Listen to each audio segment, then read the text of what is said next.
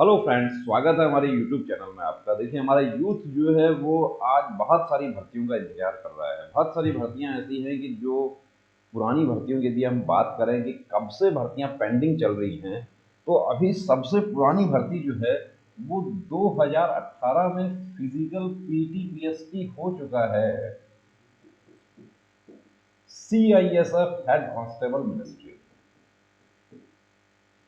अब CISF head constable ministerial के लिए कुछ हमारे साथी जिन्होंने आवेदन किया था वो दूसरी भर्तियों में सेलेक्ट हो गए, एसएससी जीडी में सेलेक्ट हो गए। तो ऐसा क्यों हो रहा है भाई? सरकार जो है वो चाहती क्या है कि यूथ को, एक तरफ तो यूथ जो है वो परेशान हो रहा है, भर्तियां नहीं हो रही हैं या वैकेंसी जो है बहुत कम हो रही है, कब आएगी। बहुत सारे मैसेज हमारे पास में आते हैं कि सीआईएसएफ हेड कांस्टेबल मिनिस्ट्रियल का कोई समाचार है क्या। देखिए, हमारे पास अभी कोई अपडेट नहीं है। हम, यदि कोई भी अपडेट मिलेगा, सीआईएसएफ हेड कांस्टेबल मिनिस्ट्रियल सबसे पुरानी भर्ती है। यदि आपने आवेदन किया है, आपका टाइपिंग अच्छा है, आपका आपका रिटर्न पार्ट जो है वो, अब कुछ हमारे साथी ऐसे थे कि जो इसको तैयारी करके थक गए, और थकना भी स्वाभाविक है। देखिए, इतना लंबा समय है, 2018 से भर्ती जो है वो आज फिजिकल होने के बाद अब तक कैंडिडेट जो बैठे हुए हैं। इसके अलावा देखिए, जो पेंडिंग भर्तियां जो है उसमें आईटीबीपी ड्राइवर, आईटीबीपी ड्राइवर भर्ती जो है वो वैकेंसी कब आई थी? वो आई थी मार्च 2018। मार्च 2018 से अभी भी भर्ती ये पेंडिंग चल रही है। सब कुछ हो चुका है, अब फाइनल लिस्ट निकलना बाकी है। फाइनल लिस्ट पहला ये हो गया।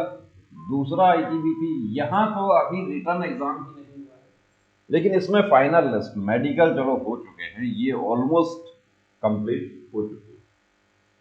CRPF paramedical staff, CRPF paramedical staff जो है उसमें क्या हो चुका है अभी तक कि उसमें सिर्फ पीटी पीएसटी हो चुका है। पीटी पीएसटी होने के बाद में अब अगला चरण क्या होगा? अगला चरण होगा रिटर्न एग्जाम। अब ये रिटर्न एग्जाम जो है, इसके लिए हमारे साथी जो है वो परेशान है। कब एग्जाम होगा, क्या होगा, कैसे क्वेश्चन आएंगे। तैयारी करने वाले जो काफी साथी सीआरपीएफ पैरामेडिकल वाले जो हैं वो चले गए, कहाँ चले गए? आईटीबीपी ट्रेड्समैन, आईटीबीपी ट्रेड्समैन में ज्वाइन हो गए। इसके अलावा देखिए, आपको और बताते हैं जो पेंडिंग चल रहा है matter. SSB tradesman, SSB tradesman तो 2020 का सितंबर अगस्त में वैकेंसी डिक्लेयर हुई थी, लेकिन अभी तक कुछ नहीं हुआ है। सिर्फ फॉर्म फिल करवाने के बाद में अभी कुछ नहीं हुआ। एसएसबी ट्रेड्समैन, अब क्या होगा? अगला चरण क्या होगा इसका? पीटीपीएसटी होगा। दूसरी भर्तियां एसएसबी में ही, एसएसबी हेड कांस्टेबल मिनिस्ट्रियल, ये भी 2018 की भर्ती है, लेकिन यहां पर क्या है कि एसएसबी हेड कांस्टेबल मिनिस्ट्रियल में सब कुछ कंप्लीट हो चुका है। फाइनल रिजल्ट जो है उसका इंतजार हो रहा है।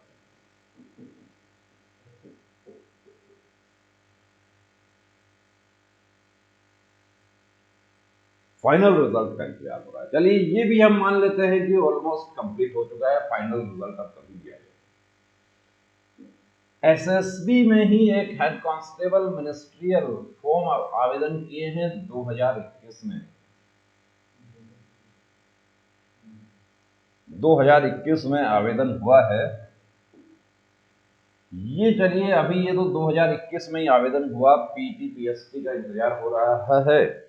पीटीपीएसटी इसमें होगा।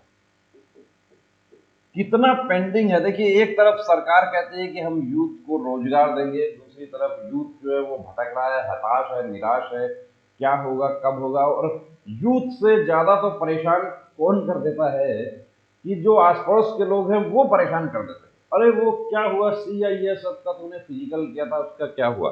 सीआईएसएफ का फिजिकल किया था 2018 में, उसका क्या हुआ? अभी तक कुछ नहीं हुआ। अरे होगा या नहीं होगा? और आपको बता देता हूं, जो पेंडिंग चल रहा है वो बीएसएफ वाटर विंग का पेंडिंग चल रहा है। बीएसएफ वाटर विंग भी ऑलमोस्ट सब कुछ हो चुका है, फाइनल मेरिट आना बाकी है, फाइनल मेरिट बचा हुआ है। चलिए ये भी हम समझ सकते हैं कि यहाँ तक ठीक है कि फाइनल मेरिट जो बचा है वो तो जल्दी आ जाएगा। BSF paramedical staff, BSF PMS और वेटनरी का जो है वो एग्ज़ाम हो गया है। एग्ज़ाम के बाद में क्या होगा कि एग्ज़ाम के बाद में इनका पीटी पीएसटी होगा। कुछ तो देखिए कोविड-19 जो था उसकी वजह से प्रॉब्लम हुआ, लेकिन कुछ हमारी भर्तियां जो है वो फोर्स के पास में, अब आरटीआई हमारे साथी जो है वो आरटीआई लगाते हैं, आरटीआई में उसका हवाला दे दिया जाता है कि आरटीआई में फोर्सेस को छूट मिली हुई है, एग्जम्पशन है, एग्जम्पशन है, इसलिए आरटीआई में किसी प्रकार की कोई जानकारी नहीं मिली। सीआईएसएफ हेड कांस्टेबल मिनिस्ट्रियल का एग्जाम कब होगा? आरटीआई में कोई जानकारी नहीं है। इन ड्यू कोर्स एग्जाम होगा। अरे कितना ड्यू कोर्स एग्जाम होगा? जो बंदा 20 साल का आवेदन किया था वो आज 24 साल का हो रहा है, क्या ड्यू कोर्स होगा? जिसने 28 की उम्र में आवेदन किया था वो 32 का हो रहा है, कौन सा ड्यू कोर्स होगा?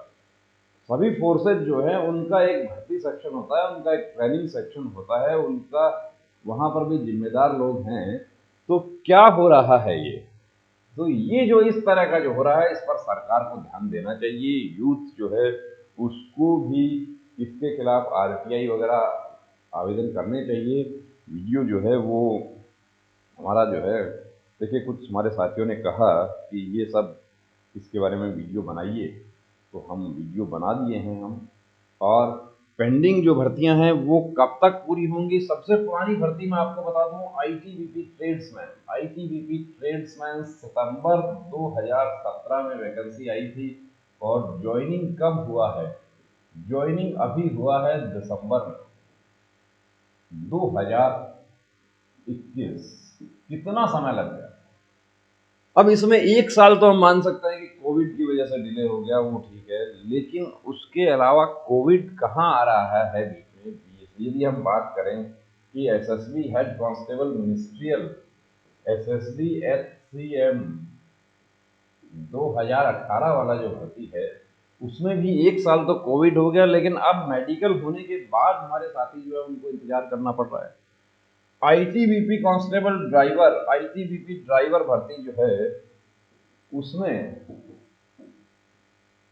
अभी हमारे बहुत सारे साथी जो हैं, साथी नहीं जो परिजन जो है उनको भी एक डाउट ये हो रहा है कि कहीं कैंसिल ना हो जाए। क्या कैंसिल हो सकती है? देखिए कैंसिल तो हो सकती है, ऐसा कोई नियम नहीं है। जब तक आपके हाथ में ज्वाइनिंग लेटर नहीं आ जाए तब तक कुछ भी हो सकता है, लेकिन कैंसिल की उम्मीद कम है। तो दोस्तों आपने भी यदि इन भर्तियों में आपने आवेदन किया है और आप अभी भी स्ट्रगल कर रहे हैं तो अपनी पढ़ाई जारी रखें, अपनी तैयारी जारी रखें। आप फिजिकल की बात कर रहे हैं, हाँ यहाँ पर जो पेंडिंग जो चल रहा है उसमें हमारा एसएससी जीडी 2018 जो है वो भी अभी पेंडिंग चल रहा है। उसमें 261 हमारे जो विदहेल्ड वाले जो साथी हैं उनका अभी तक कोई सॉल्यूशन नहीं हुआ, जबकि उनके दोस्त जो है वो एक मिड टर्म काट के भी वापस ज्वाइनिंग पर चले गए। इसी तरीके से एसएससी जीडी 2018 के साथ में ही 2021, चलिए 2021 तो जो है वो तो प्रोसेस में है, लेकिन 2018 के जो ये 261 हैं ये तो अटके हुए हैं। तो इसके लिए सरकार को या जो हमारे जनप्रतिनिधि हैं या जो आला अफसरान हैं उनको थोड़ा सा ध्यान देना चाहिए कि ये जो प्रक्रियाएं हैं ये पूरी होनी चाहिए। कांस्टेबल लेवल की जो भर्तियां हैं उसमें यदि 4-4 साल लग रहा है तो ये कांस्टेबल हो चाहे हेड कांस्टेबल हो, फोर्सेज में जो भर्तियां होती हैं वहां पर क्या होता है कि देखिए एज फैक्टर जो है वो सबसे बड़ी चीज है। अब एज फैक्टर इसीलिए तो 18 से 23 साल कांस्टेबल की उम्र रखी गई है। उसमें छूट मिलाकर ओबीसी के लिए 3 तो वो हो गया, 26 एससी एसटी के लिए हो गया 28। अब एक कैंडिडेट जिसने 28 की उम्र में आवेदन किया था 4 साल तक भर्ती चल रही है, वो ज्वाइन करते हुए हो जाता है 32 का। अब 32 का एक कैंडिडेट जो है वो 23 वाले के साथ कैसे compete करेगा? वो उसको फिजिकल स्टैंडर्ड, उसका जो मकसद है भर्तियों का, वो अनावश्यक डिले हो रहा है। और ये सभी भर्तियां कहाँ से हैं? होम मिनिस्ट्री की भर्तियां हैं। माननीय गृह मंत्री जी को भी इस पर ध्यान देना चाहिए कि भर्ती प्रक्रिया जो है वो जल्दी हो, ताकि हमारा जो यूथ आज हताश और निराश हो रहा है, उनको एक हौसला मिले, और नए कैंडिडेट जो मार्केट में आ रहे हैं उनको भी एक प्रेरणा मिले कि हमें इस तरह की तैयारियां करनी चाहिए। एक कैंडिडेट को भर्ती हुए देखते हैं, अब हमें किसी ने कहा कि आप जो भर्ती होने वाले कैंडिडेट्स हैं उनको आप उनका इंटरव्यू कीजिए। भर्ती होने वाले हैं कहाँ? CISF की बात करें, CISF, HCM बात करें, फिजिकल करके कैंडिडेट हमारे पास 1 साल तैयारी किया रिटर्न का, उसके बाद घर लौट गया, बोला सर मुझे घर पे काम भी करना पड़ेगा, मैं इतना लंबा समय तक मैं तैयारी को अफोर्ड नहीं कर सकता। बिल्कुल सही है, अफोर्ड नहीं कर सकते कि उसका जो खर्चा वहन करना ही मुश्किल है। एज फैक्टर जो है वो इस कगार पर है कि जो 28 की उम्र वाला जो कैंडिडेट है उसको अपने फैमिली को सपोर्ट करने के लिए कुछ ना कुछ काम करना पड़ेगा। तो दोस्तों, आपने भी इन सब भर्तियों में आपने आवेदन किया है तो थोड़ा सा हौसला रखिए, थोड़ा धैर्य रखिए और अपनी तैयारी में बने रहिए, जुटे रहिए। भर्ती जरूर होगी। जय हिंद।